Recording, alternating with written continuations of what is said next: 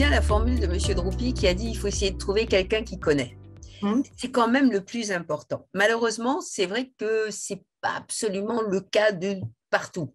Ça va dépendre de où vous habitez. Si vous avez la chance d'être dans une métropole, une grande ville, quelle qu'elle soit, il y a toujours des centres d'assistance médicale à la procréation, qu'ils soient publics ou qu'ils soient privés. Et ça, c'est vraiment peu importe, mais ça permet de savoir où s'adresser. Parfois, si vous êtes très loin, le première étape, ça peut être le médecin généraliste, la sage-femme, puisqu'il y a plus de sages-femmes en ville qu'il n'y a de gynéco-médical ou de gynéco-obstétricien. Donc, c'est gradué, mais si vous le pouvez, ne perdez pas de temps et chaque fois que possible, quand vous avez les fameux 12 mois ou 6 mois après 35 ans, essayez de vous adresser dans un centre de médecine de la reproduction.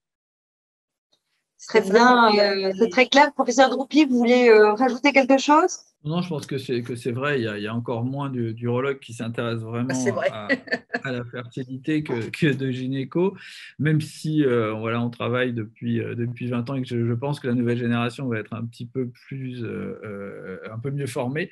Mais enfin, ça reste aujourd'hui quelque chose de difficile, oui. Donc, il faut essayer de trouver. Ouais.